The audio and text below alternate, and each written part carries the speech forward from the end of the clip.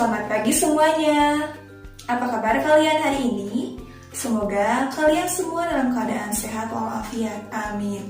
Sebelumnya, perkenalkan, nama Ibu Delvia Setiani. Hari ini kita akan belajar bersama, yaitu matematika, cara mengukur sudut, dan juga tema 7, subtema 3, pembelajaran ke-6.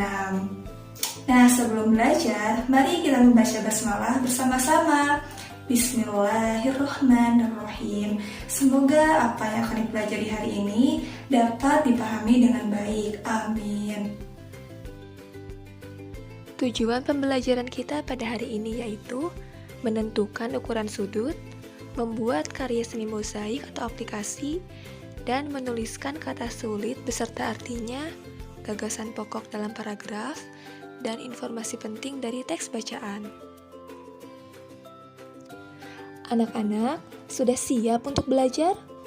Ayo kita simak videonya.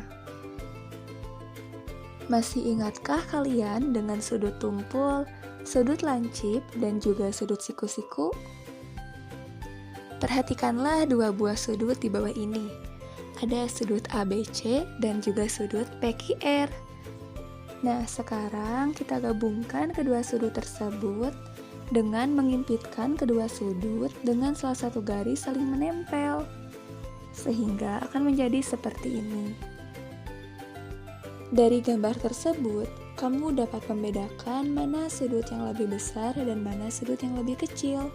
Jadi, dapat kita simpulkan bahwa sudut ABC lebih kecil dari sudut PQR. Alat yang digunakan saat mengukur sudut dinamakan dengan busur derajat. Anak-anak, perlu diketahui bahwa dalam busur derajat ada yang namanya skala dalam yang berada di dalam dan skala luar yang berada di luar.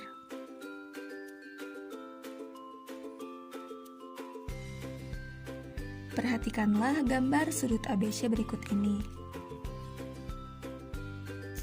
Untuk mengukurnya, letakkan busur derajat tepat di atas sudut ABC dengan pangkal busur derajat tepat berimpit dengan titik pangkal B pada sudut ABC.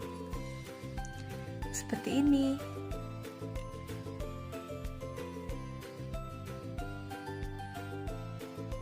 Nah, selanjutnya lihat angka pada skala dalam yang ini yang berimpit dengan garis AB, yaitu menunjukkan angka 30. Nah, berarti besar sudut ABC adalah 30 derajat. Karena kurang dari 90 derajat, maka sudut ini dinamakan sudut lancip. Selanjutnya, perhatikan gambar sudut PQR berikut ini. Cara mengukurnya sama dengan yang tadi, yaitu dengan meletakkan busur derajat tepat di atas sudut PQR dengan pangkal busur derajat tepat berimpit dengan titik Q pada sudut PQR seperti ini.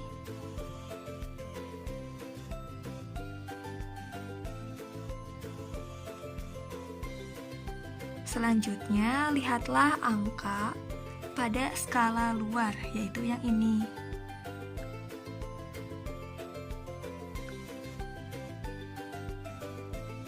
Yang berimpit dengan garis QR, yaitu menunjukkan angka 130.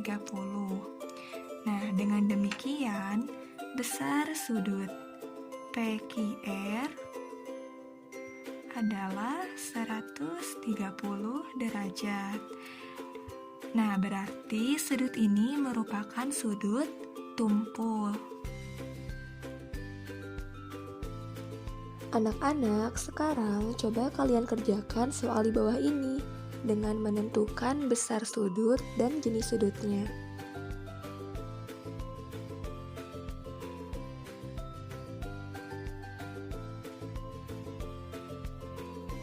Kerjakanlah di buku tulis kalian. Setelah selesai, kalian kirimkan hasilnya ke WhatsApp Ibu ya. Sekarang, ayo kita belajar tema. Keragaman masyarakat di Indonesia seperti karya kolase atau mozaik, meskipun berbeda warna dan bentuk, tetapi seluruhnya menjadi karya yang indah. Ayo mencoba, buatlah satu karya mozaik atau aplikasi.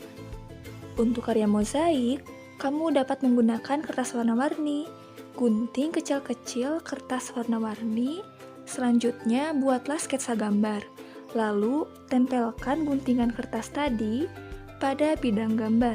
Perhatikan komposisi warna supaya menarik. Untuk karya aplikasi, siapkan benda yang akan kamu beri hiasan.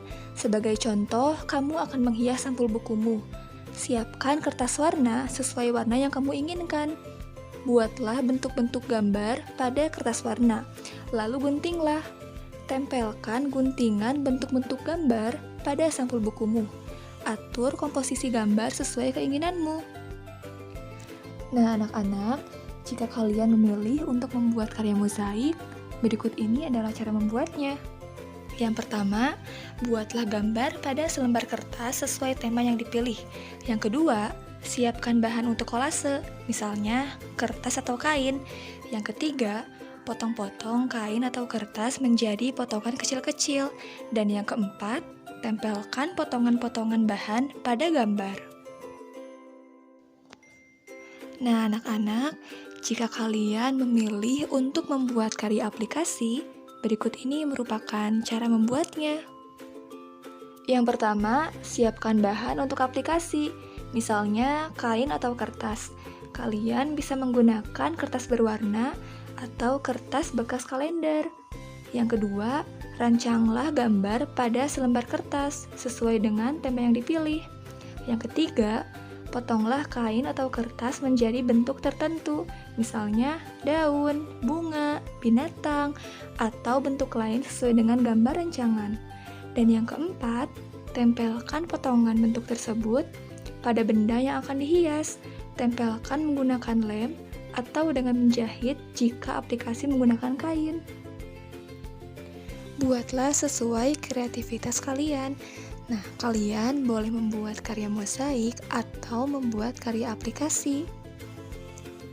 Setelah selesai, kalian fotokan hasil karyanya, lalu kirimkan ke WhatsApp ibu. Anak-anak, ayo kita baca teks berikut ini. Ki Hajar Dewantara, Bapak Pendidikan Indonesia. Ki Hajar Dewantara diberi gelar sebagai Bapak Pendidikan Indonesia. Pemberian gelar itu ditetapkan pada tahun 1959 oleh Presiden Soekarno. Gelar itu diberikan kepada Ki Hajar Dewantara atas jasa beliau merintis pendidikan umum di Indonesia. Hari kelahiran Ki Hajar Dewantara, tanggal 2 Mei, ditetapkan sebagai Hari Pendidikan Nasional. Ki Hajar Dewantara lahir dari keluarga ningrat di Yogyakarta pada tanggal 2 Mei 1889. Nama aslinya Raden Mas Suwardi Suryaningrat. Namun, pada usia 40, beliau berganti nama menjadi Ki Hajar Dewantara. Beliau tidak lagi menggunakan gelar kebangsawanan Raden Mas, karena beliau ingin dekat dengan rakyat. Beliau lulus dari ELS atau Sekolah Dasar Belanda, lalu melanjutkan ke Stovia atau Sekolah Dokter Bumiputra, namun tidak selesai. Ki Hajar Dewantara menjadi wartawan di banyak surat kabar, yaitu Utusan Hindia, Kaum Muda, Cahaya Timur, The Express, Pusara, Sediotomo, dan Midden Jaya. Tulisan-tulisan beliau mampu membangkitkan semangat kebangsaan orang Indonesia. Ki Hajar Dewantara juga aktif dalam kegiatan politik. Melalui organisasi Budi Utomo, beliau menyuarakan pentingnya persatuan dan kesatuan berbangsa dan bernegara. Pada tahun 1912, beliau bersama Dowes Dekker dan Cipto Mangunkusumo mendirikan Indisch Partij. Indisch Partij merupakan partai yang bertujuan mencapai kemerdekaan Indonesia. Pada tahun 1913, Ki Hajar Dewantara mengkritik perayaan 100 tahun bebasnya Belanda dari penjajahan Perancis. Akibatnya, beliau dibuang ke negeri Belanda. Di sana, beliau mempelajari pendidikan dan pengajaran. Selanjutnya, pada tanggal 3 Juli 1932, Ki Hajar Dewantara kembali ke Indonesia. Beliau mendirikan Perguruan Nasional Taman Siswa. Dari sekolah inilah lahir konsep pendidikan nasional. Saat Indonesia merdeka dan menjadi republik, Ki Hajar Dewantara diangkat menjadi Menteri Pendidikan, Pengajaran, dan Kebudayaan Indonesia. Ki Hajar Dewantara wafat pada tanggal 28 April 1959. Jasanya terus dikenang oleh bangsa Indonesia. Nah, anak-anak, setelah kalian selesai membaca teks tadi, sekarang coba kalian kerjakan soal di bawah ini. Yang pertama, tuliskan 3 kata yang kalian anggap sulit dari teks tadi, lalu carilah artinya. Yang kedua, tuliskan gagasan pokok paragraf pertama dari teks tadi. Dan yang ketiga, tuliskan 3 informasi baru yang kamu dapatkan dari teks tersebut. Setelah selesai mengerjakan, kalian kirimkan ke WhatsApp Ibu ya. Anak-anak, pembelajaran hari ini kita akhiri sampai di sini ya. Mari kita ucapkan hamdalah bersama-sama. Alhamdulillahirabbil alamin. Terima kasih, tetap semangat dan jaga kesehatan kalian. Wassalamualaikum warahmatullahi wabarakatuh.